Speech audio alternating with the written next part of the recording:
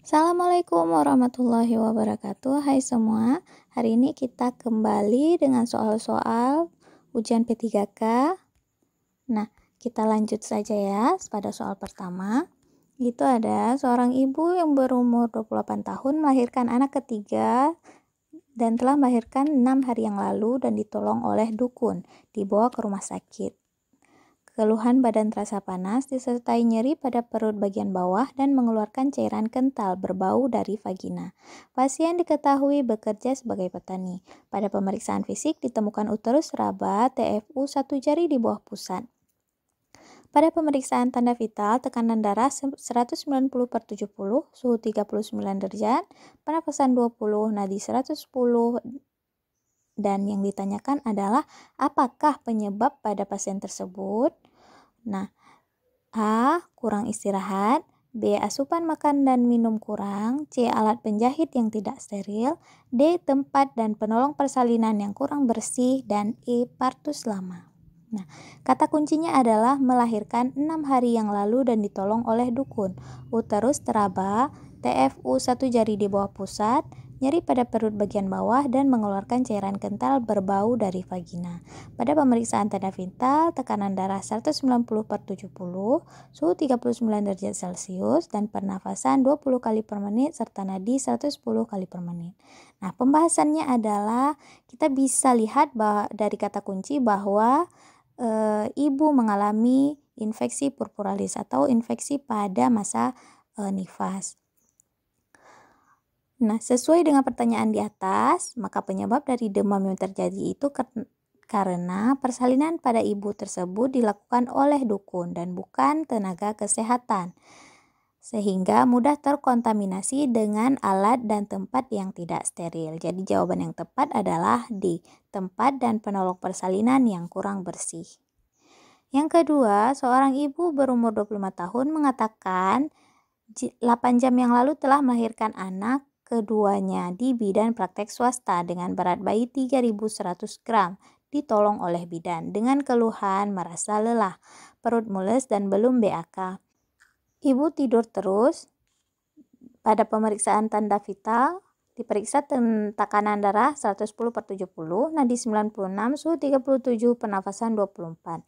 Yang ditanyakan adalah apakah anjuran yang tepat diberikan pada kasus tersebut?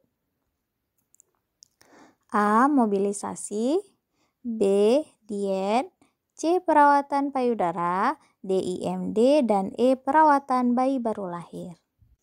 Kata kuncinya adalah 8 jam yang lalu melahirkan anak kedua, keluhan merasa lelah dan perut mules dan belum BAK. Tanda-tanda vital normal. Nah, pembahasannya adalah berikut adalah pilihan jawabannya. Yang pertama A. Mobilisasi, B. Diet, C. Perawatan payudara, D. IMD, dan E. Perawatan bayi baru lahir. Nah, bisa kita cocokkan dengan kata kunci bahwa telah melahirkan 8 jam yang lalu. Itu sudah lewat dari masa pengawasan ya, berarti ibu sudah bisa berjalan. Jadi, maka anjuran yang paling tepat adalah mobilisasi, karena dengan mobilisasi ibu dapat melakukan BAK agar kandung kemih tidak penuh dan mampu mencegah terjadinya atonia uteri. Jadi jawabannya adalah A, mobilisasi. Soal selanjutnya, seorang ibu berusia 34 tahun memiliki pekerjaan sebagai pegawai kantor, memiliki bayi usia 1 bulan, mengeluh merasa kewalahan menyusui bayi, karena setelah pulang kerja merasa lelah dan harus menyusui bayinya. Ibu merasa cemas memikirkan ASI untuk bayinya. Hasil pemeriksaan BB turun, mata cekung, tekanan darah 100, pernafasan 24 kali per menit, nadi 76, dan suhu 37 derajat Celcius, payudara teraba lembek, dan ada pengeluaran ASI. Tindakan lanjut yang tepat pada kasus tersebut adalah A. Inisiasi menyusui dini, B. Ajarkan dukungan dalam pemberian ASI, C. Memastikan ibu tidak mengalami penyakit, D. Ajarkan cara mengelola ASI untuk wanita pekerja, dan E. Menyusui sesering mungkin. Nah, kata kuncinya adalah pekerjaan ibu sebagai pegawai kantor, memiliki bayi berusia 1 bulan, mengeluh merasa kewalahan menyusui bayinya. Karena setelah pulang kerja merasa lelah dan harus menyusui bayi. Nah, dari kata kunci ini kita bisa lihat dari pembahasannya ini pilihannya ada A, inisiasi menyusui dini. Itu tidak mungkin karena inisiasi menyusui dini itu hanya ada pada setelah proses persalinan. B, ajarkan dukungan dalam pemberian ASI. Ini benar tapi kurang tepat. C, memastikan ibu tidak mengalami penyakit. Memang itu kurang tepat.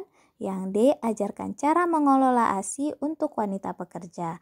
Itu benar. Dan E, menyusui sesering mungkin. Tidak bisa ya, karena ibunya memang bekerja sebagai pegawai kantoran.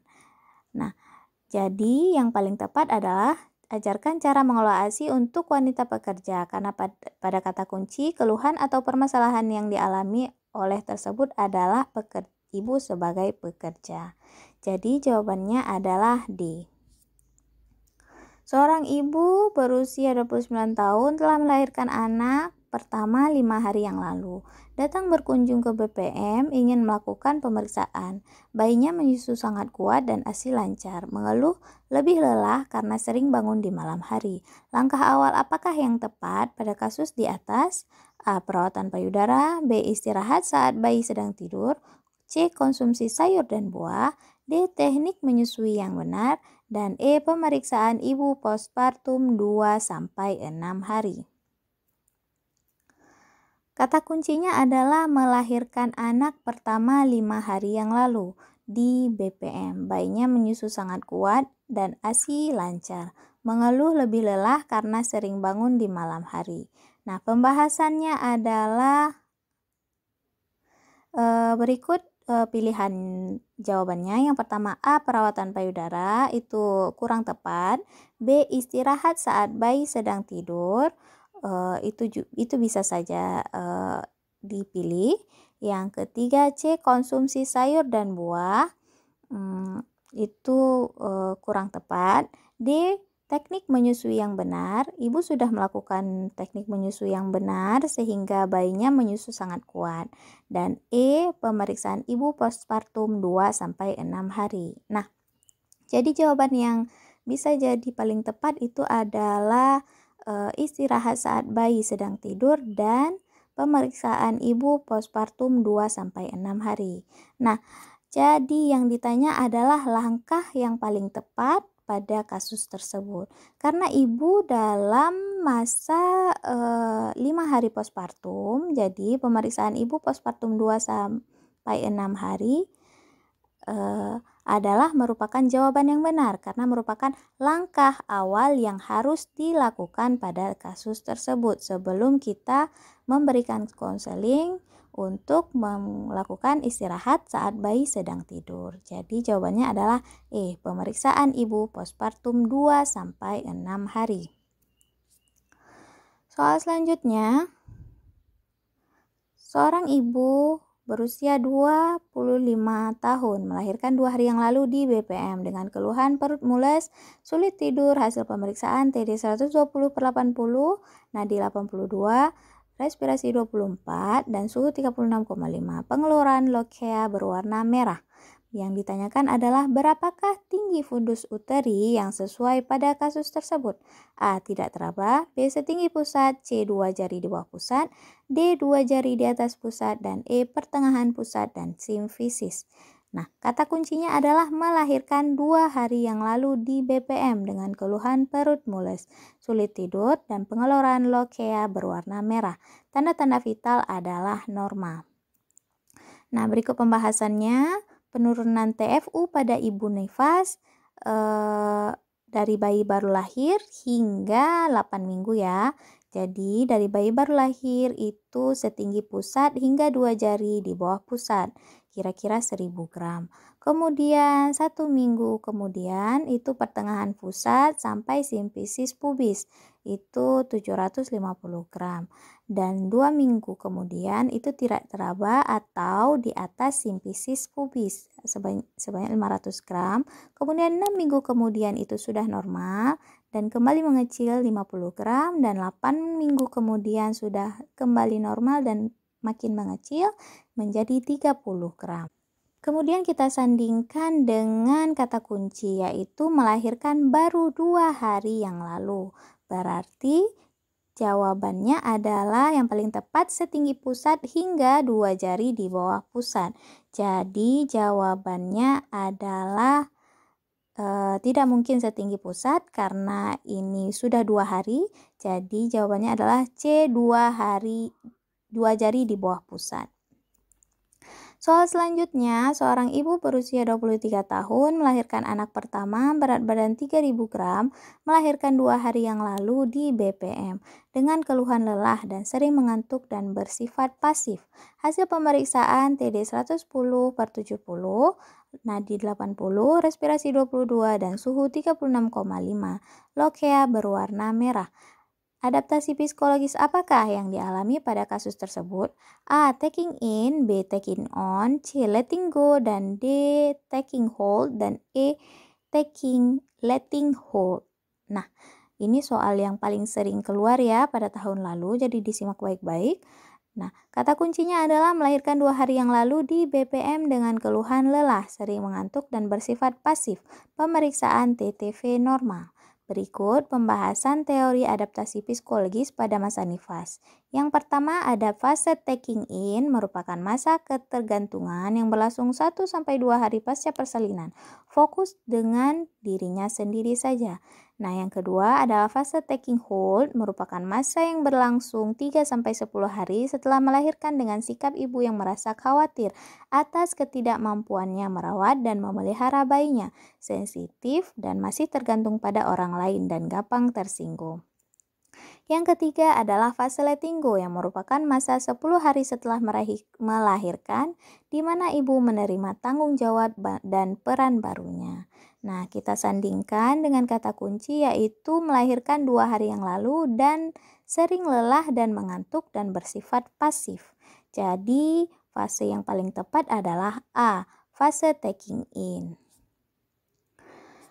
Soal selanjutnya, seorang perempuan berusia 27 tahun telah melahirkan 6 jam yang lalu di BPM. Ibu lelah dan mengeluh mules.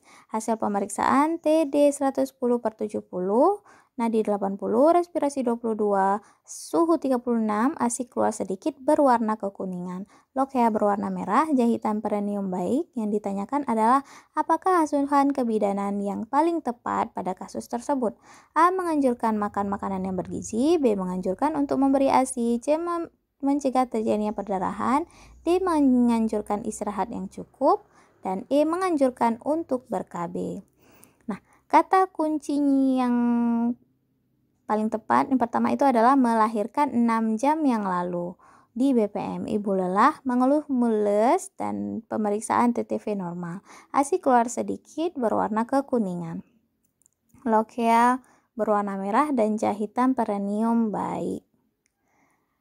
Fokus pada teori yang terkait dengan asuhan 6-8 jam postpartum itu ada yang pertama, mencegah perdarahan masa nifas, kemudian mendeteksi dan melakukan perawatan penyebab lain pendarahan rujuk jika pendarahan berlanjut, C. Melakukan konseling pada ibu dan anggota keluarga untuk mencegah terjadinya atonia uteri, D. Pemberian ASI awal, dan E. Menjalin hubungan antara ibu dan bayi baru lahir, F. Menjaga kehangatan bayi dari hipotermi dan bayi tetap sehat, G. Petugas kesehatan mendampingi ibu dan bayi lahir 2 jam pertama hingga ibu dan bayi tidak terjadi masalah. Nah, dari pembahasan ini, yang paling pertama, langkah yang paling tepat adalah mencegah terjadinya perdarahan masa nifas karena atonia uteri. Jadi, jawaban yang paling tepat adalah C, mencegah terjadinya perdarahan. Soal selanjutnya, seorang ibu berumur 25 tahun, P1A0, melahirkan 6 minggu yang lalu, berkunjung ke bidan praktek mandiri, mengatakan ingin memberikan ASI eksklusif dan untuk saat ini tidak ingin hamil dulu, sebelum usia anak 2 tahun. Ibu tersebut ragu dengan alat kontrasepsi karena takut mengganggu produksi ASI-nya. Yang ditanyakan adalah asuhan apakah yang tepat diberikan pada kasus tersebut. A. Menilai tinggi fundus uteri, B. Menilai tanda-tanda vital, C. Memberikan pendidikan tentang KB, D. Memberikan pendidikan tentang teknik menyusui, dan E. Memberikan pendidikan tentang kehamilan. Kata kuncinya melahirkan 6 minggu yang lalu, tempat BPM, dan mengatakan ingin memberikan ASI eksklusif pada saat ini. Tidak ingin hamil dulu sebelum usia anak 2 tahun. Ibu tersebut ragu dengan alat kontrasepsi karena takut mengganggu produksi ASI. Nah, pembahasannya adalah berikut pilihan jawabannya. Yang pertama itu adalah menilai tinggi fundus uteri, itu tidak dilakukan lagi ya. Pada 6 minggu yang pada pemeriksaan 6 minggu masa nifas karena sudah normal. B. Menilai tanda-tanda vital, itu sudah dilakukan. C. Memberikan pendidikan kesehatan tentang KB, itu jadi pilihan yang benar. Dan D. Memberikan pendidikan kesehatan tentang teknik menyusui, itu tidak benar karena tidak sesuai dengan keluhan pasien. Nah, kemudian E. Memberikan pendidikan kesehatan tentang kehamilan, juga tidak benar ya. Jadi jawabannya adalah C. Memberikan pendidikan kesehatan tentang KB. Nah, selesai untuk hari ini. Terima kasih sudah menyimak sampai habis.